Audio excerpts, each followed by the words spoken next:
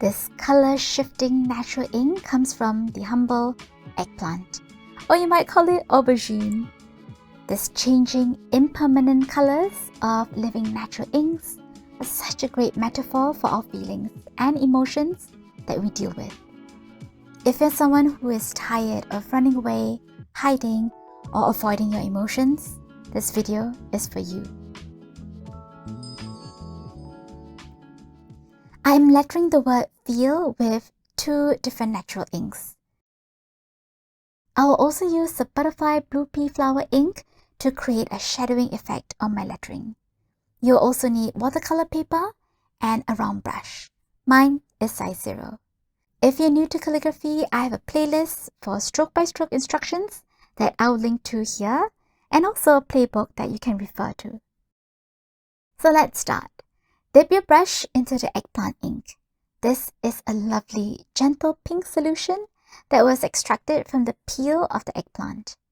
You will see that as it dries, the pink color shifts to a different shade, and I'll also show you how the colors change over time. Now let's start with lettering the alphabet F. Now for the letter F, we'll be starting with the loop. So use less pressure on your brush so that you can get a thin stroke.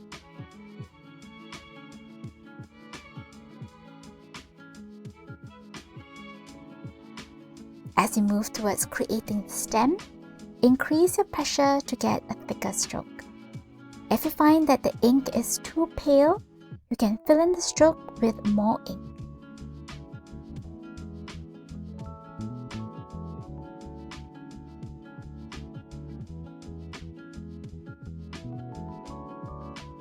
Right now, the ink looks like a beautiful salmon pink.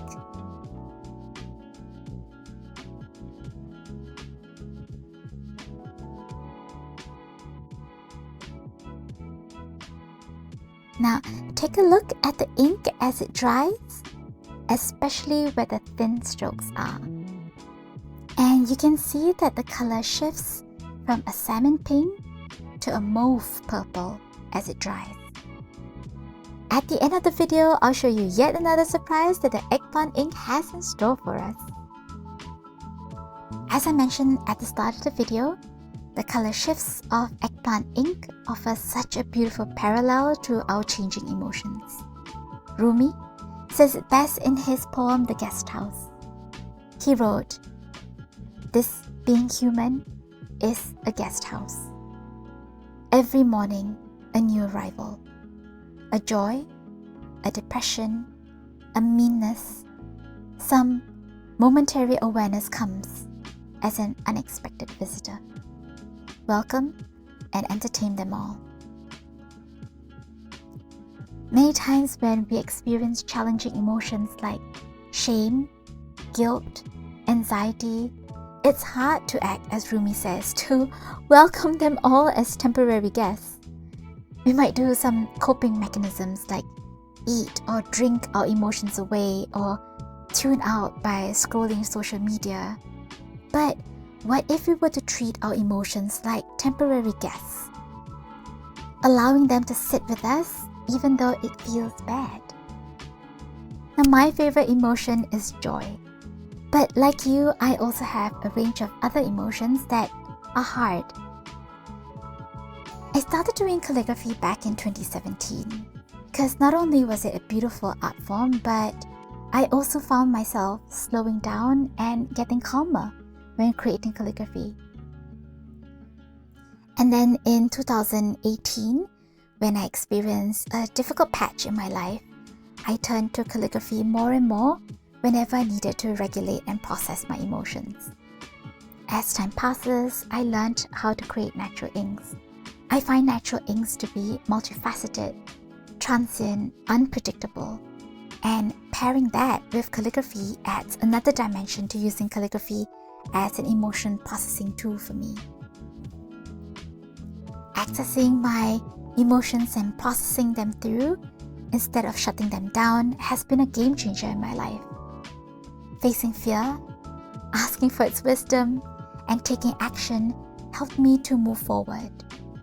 Dealing with guilt and shame and learning forgiveness allowed me to grow.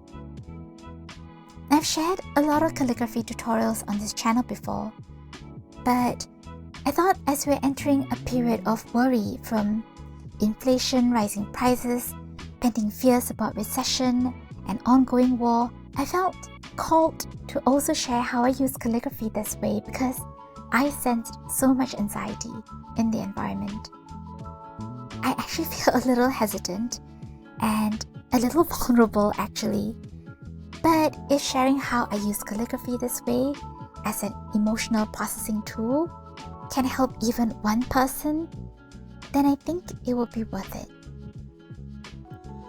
Now, using calligraphy this way is not going to result in a pretty image on the page, because the strokes are not going to be smooth and perfect. But perfection is not the point. Self-expression is.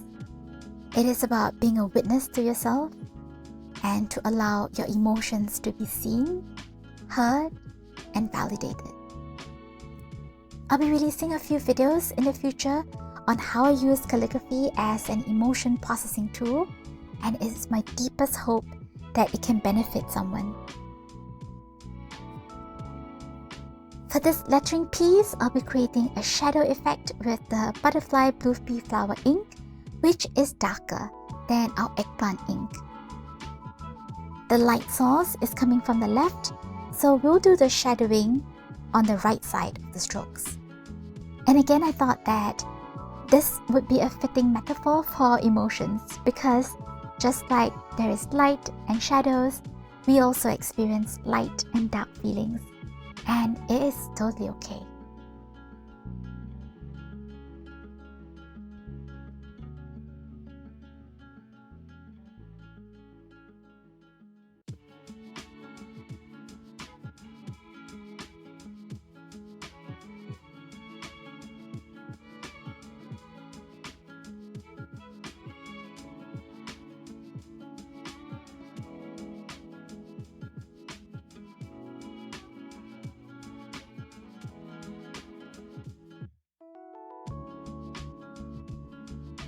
Eggplant ink has another surprise for you coming up. So here's the whole transition of our eggplant natural ink from salmon pink when it's wet to a mauve purple as it dries. And here it is, a few days later, it has become a taupe brown-grey color. Isn't it just fascinating? Now if you're interested in creating and using natural inks, I have a whole playlist where I used natural inks for calligraphy, and also a comprehensive playbook that you can use to help you get started in creating and using natural inks. The link can be found in the description box below. If you would love to see more videos like this, do like, subscribe, and hit the notification bell. Do let me know what are some emotions that you find so difficult to allow in as a guest inside of you. Do share in the comments below. Do take care, and we'll chat again in another video.